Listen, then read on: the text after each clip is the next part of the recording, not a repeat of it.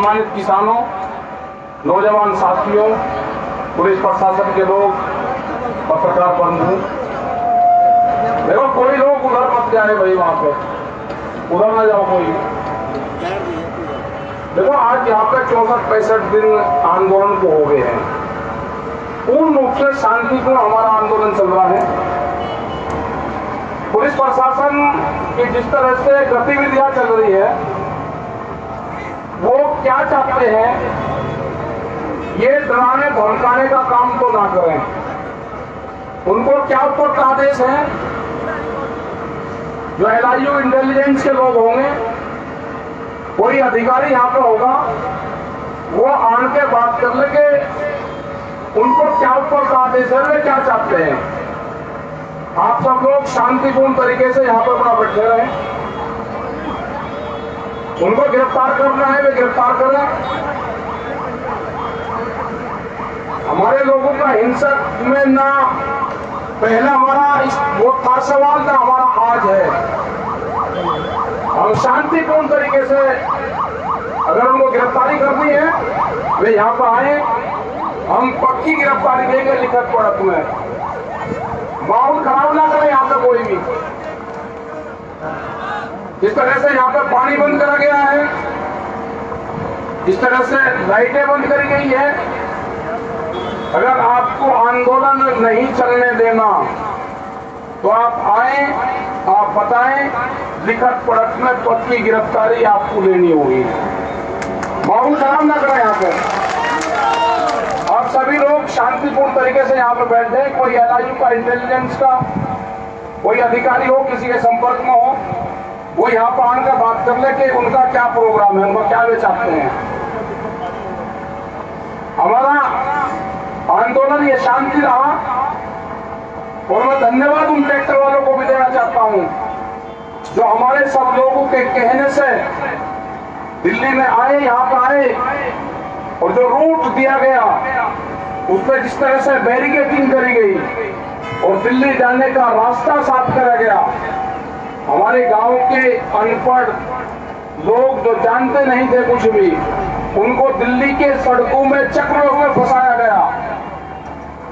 और वो हमारे वॉलंटियर और हमारे जो पदाधिकारी हमारे थे, उन्हीं की बड़ी जिम्मेदारी से वे लोग 4 और 5 बजे से दिल्ली के चक्र में हुआ से फंस के सब लोग अपने गांव की तरफ गए।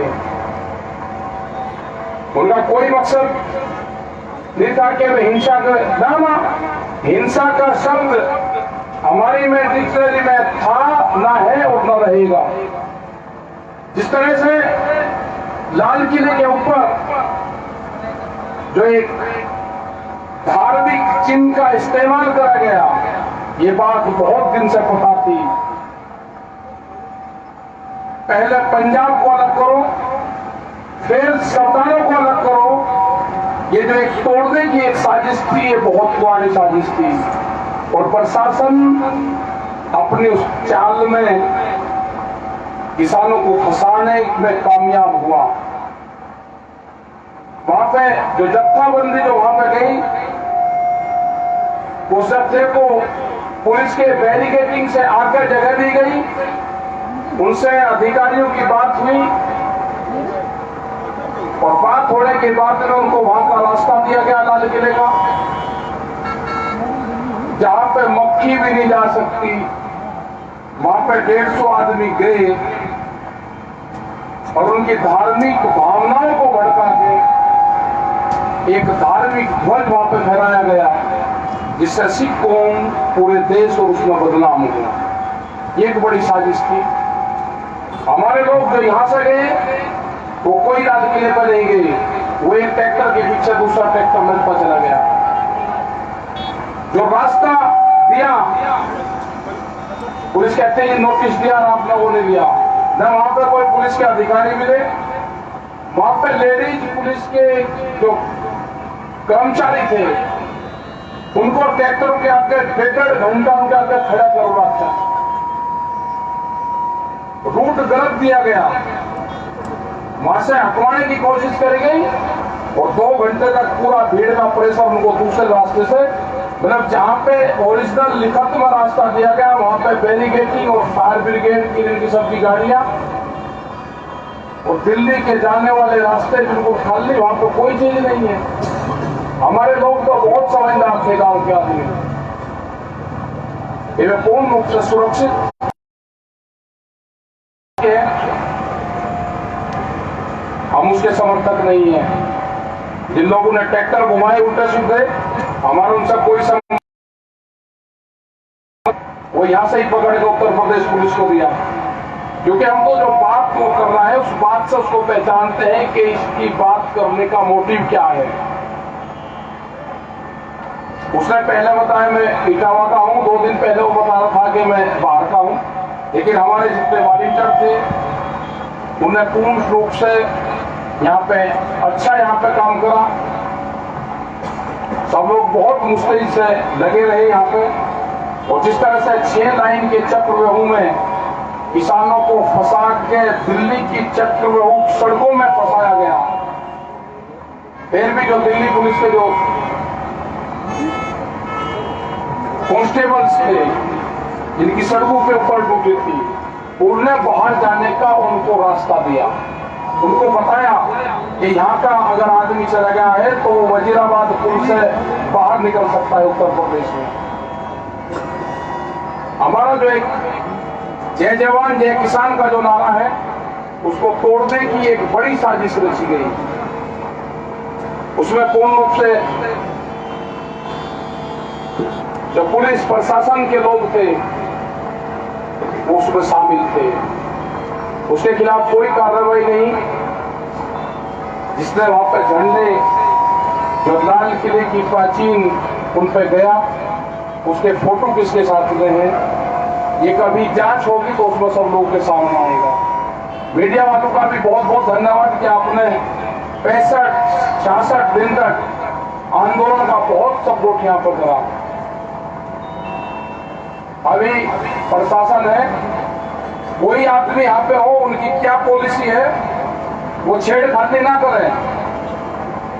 वे कुछ भी करते हैं, वे कैमरे तोड़ रहे हैं, वे कुछ भी कर रहे हैं, उनका मकसद है कि हम तोड़ फोड़ करेंगे और यहाँ का किसान हमारे ऊपर अंगली उठाएगा, वे लाठियां चलाएंगे, आप सकते रहो बैठे रहोगे, कोई उठेगा नहीं।